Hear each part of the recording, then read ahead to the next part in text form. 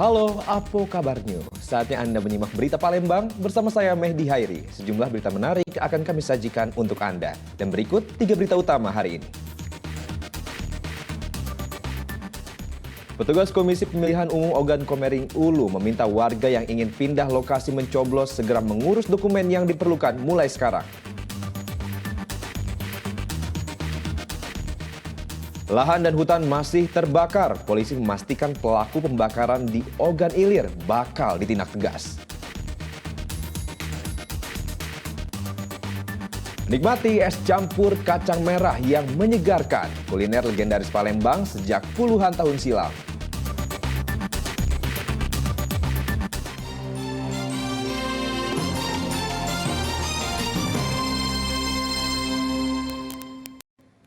Awal informasi pertama, petugas Komisi Pemilihan Umum Ogan Komering Ulu meminta warga yang ingin pindah lokasi mencoblos segera mengurus dokumen yang diperlukan mulai sekarang. Proses mengurus administrasi pindah memilih dibatasi hingga 30 hari sebelum pemungutan suara.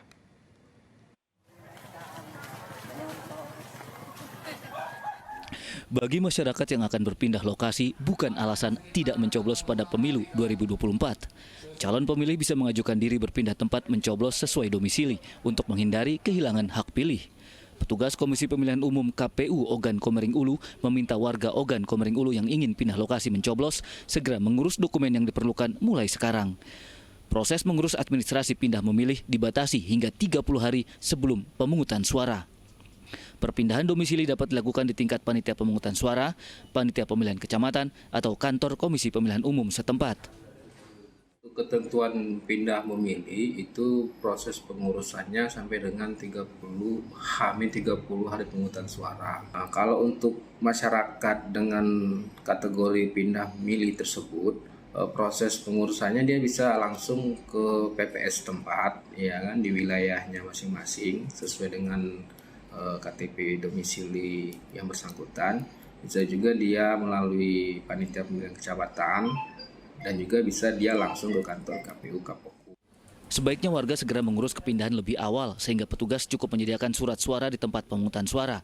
Jangan lupa, suara Anda berharga bagi masa depan bangsa Indonesia. Dedi Ruansa melaporkan dari Ogan Komering Ulu. Kita beralih ke informasi kebakaran hutan dan lahan. Titik api yang baru muncul di Ogan Ilir. Petugas gabungan berjibaku menyemprot api agar tidak mendekati pemukiman warga sekaligus mencegah kabut asap. Titik api yang baru muncul di lahan gambut Desa Pulau Negara dan Desa Ibul Besar, Kabupaten Ogan Ilir. Upaya pemadaman dengan menerjunkan 20 personel gabungan. Cuaca panas serta angin kencang memicu api cepat menjalar ke lokasi sekitar. Petugas berjibaku menyemprot api tidak mendekati permukiman warga, sekaligus mencegah kabut asap. Dua titik api, yang pertama di Desa Pulau Negara dan yang kedua di Desa Ibul Besar, Kecamatan Pemulutan. Yang mana di sini kebakaran kami menurunkan tim Manggalakni Duargu, TNI, Polri, dan di sini kami masalah luas belum bisa memprediksi berapa karena kami masih proses pengukuran. Ini merupakan titik baru kami dapat informasi dari masyarakat. Adakah unsur kesengajaan Pak atau dibakar atau seperti apa ini Pak? Kalau masalah itu kami mungkin masih dalam proses pendidikan Polri. Ini ada kita melakukan kegiatan di daerah Pemulutan, tepatnya itu di Jalan Ibu 1. Saat ini ada titik api dan alhamdulillah dari Manggalakni dan dari Polsek Polres Ogan Ilir sudah melakukan kegiatan bersinergi untuk memadamkan api. Alhamdulillah saat ini api sudah bisa dikendalikan dan mudah-mudahan tidak sampai seperti yang terjadi di daerah kemarin. Yang terbakar itu lahan apa? Lahan mineral. Mineral gambut. Sehingga api cepat. Dalam 3 hari terakhir di Ogan Ilir, total 131 hektar lahan terbakar. Berbagai upaya pemadaman melalui jalur darat dan udara dikerahkan Satuan Tugas Kebakaran Hutan dan Lahan Ogan Ilir, termasuk pengerahan 2 helikopter waterbombing. Kencangnya hembusan angin serta minimnya sumber air menjadi kendala petugas memadamkan api.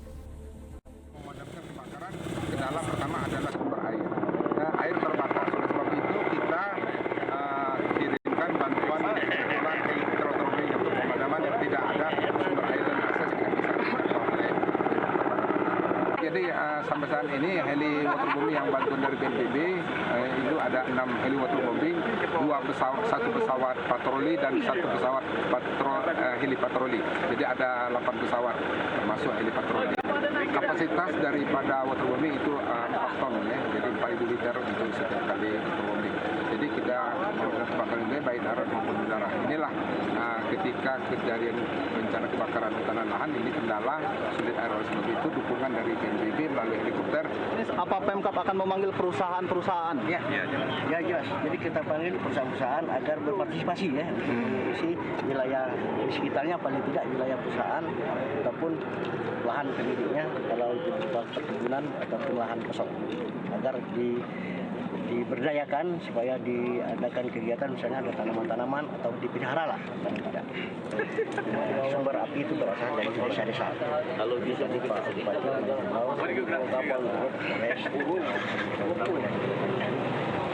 pemetaan di desa-desa karena sulit jalur koordinasi dengan para pemilik perusahaan maupun masyarakat yang pemiliknya agar dicari tahu sehingga mereka dihimbau dan diarahkan agar jangan sampai menelantarkan lahan yang ada di daerah ini. Ogan Ilir tergolong rawan kebakaran lahan saat musim kemarau karena mayoritas wilayahnya merupakan perkebunan serta rawa. Didi Irwansyah melaporkan dari Ogan Ilir.